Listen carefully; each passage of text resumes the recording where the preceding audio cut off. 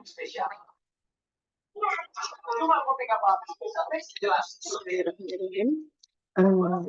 kali ini kita masih tentang bilangan prima dan komposit ya. Oke, bilangan prima itu apa? Bilangan prima itu bilangan yang pembaginya hanya ada dua, yaitu 1 dan dirinya sendiri ya. Jadi mulai dari 2, 3, 5, 7 dan seterusnya.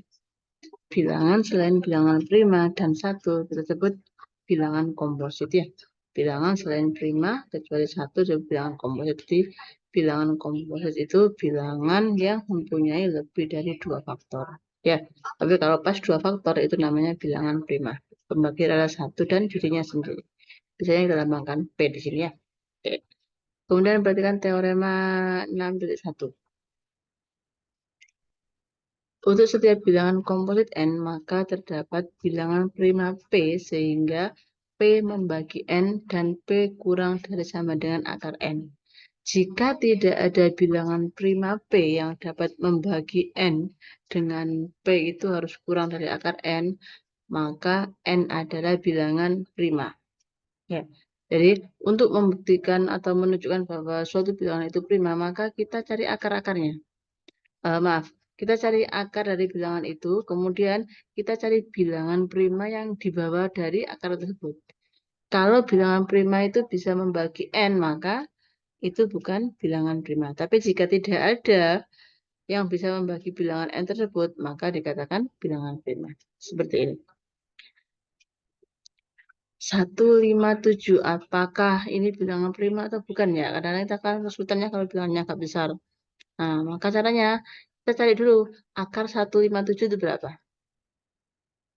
Ya, akar 1. Kalau 12 itu 121 ya. Kalau 11 kuadrat itu kan 121. Kalau 12 kuadrat 144. Nah, ini kan eh kalau 13 kuadrat 169 ya.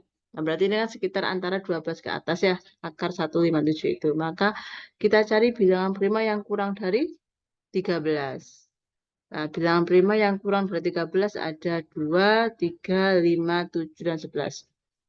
Kita cek apakah 2 membagi 157? Tidak. Apakah 3 membagi 157? Ternyata tidak ya.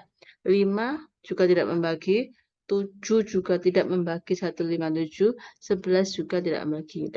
Karena tidak ada bilangan-bilangan dari 2, 3, 5, 7, 11 yang bisa membagi 157, maka 157 ini bilangan prima. Gitu ya. Yang kedua, 221. Kita akar. Kalau kita akar ini, kalau 14 kuadrat itu berapa? 14 kuadrat itu 196 ya. Kalau 15 kuadrat 225. Berarti maksimal ini kan harus di bawahnya 15. Bilangan prima yang kurang dari 15 ada 2, 3, 5, 7, 11, dan 12.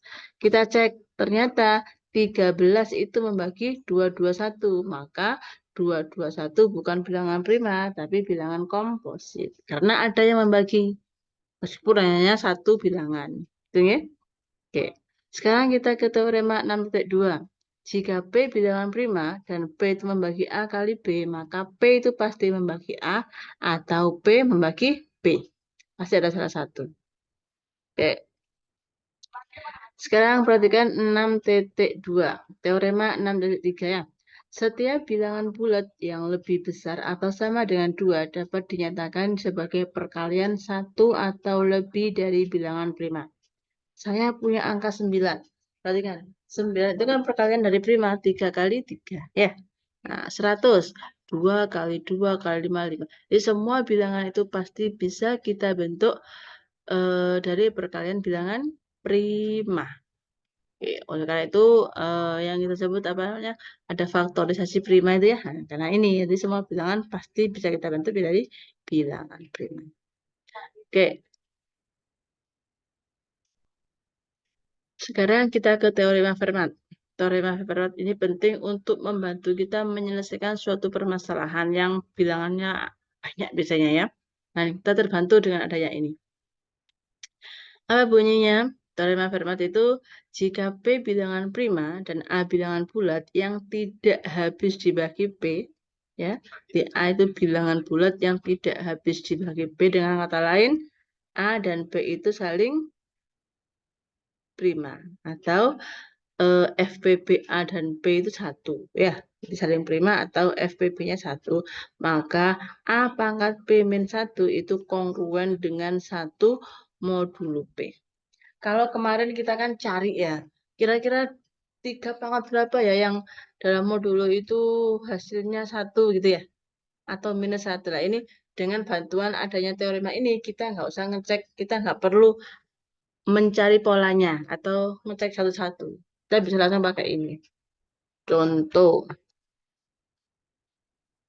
eh, kita akan menguji apakah 17 dan 21 bilangan prima atau bukan. Kita akan mengambil A sama dengan 2. Nah, kita tahu bahwa 17 dan 2 ini saling prima ya. 17 dan 2 ini saling prima, sedangkan 21 dan 2 itu juga saling prima. Untuk 17 berarti kan 2 pangkat 17 min 1. A pangkat B min 1 ya, dari 2 pangkat 17 min 1 itu sama dengan 6. Ini itu kalau dalam modul 17 nilainya sama dengan 1. Ya.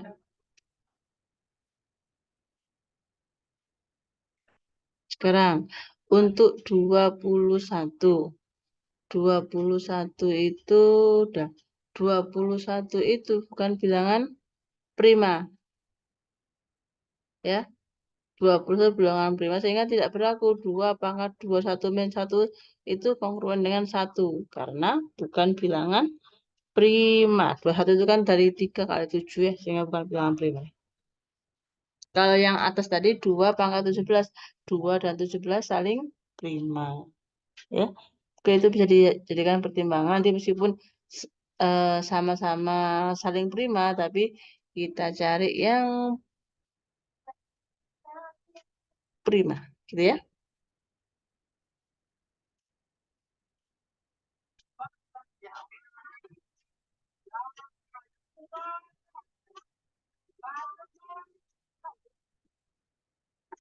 Oke, sekarang teorema 6/5.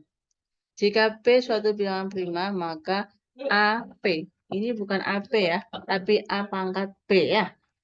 Jadi di sini ini adalah A pangkat P, bukan AP.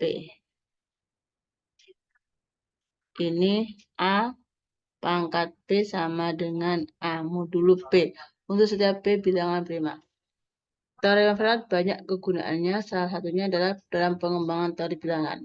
Nah, seperti yang Bu bilang tadi, bahwa teorema Fermat itu sangat membantu dalam menyelesaikan permasalahan yang terkait pembagian kemarin. Sekarang perhatikan contoh 6/5 ya. Nah, berapa sisa pembagian 5 pangkat 38 oleh 11? Berdasarkan teorema Fermat tadi yang ada di sini, A pangkat P min 1 itu kongruen dengan 1 dalam modulo P. Ya, di mana A, FPB-nya A dan P itu harus sama dengan 1. Kita cek di sini ya. Oke, ini 5 pangkat, ini 5 sama modulo dibagi oleh 11. 11 bilangan prima ya. Nah, kemudian berarti 5 dan 11, apakah FPB-nya 1? Iya, berarti dua saling prima ya. FPB-nya 1 saling prima, maka berlaku hukum berat bahwa 5 pangkat P min 1 akan kongruen dengan 1.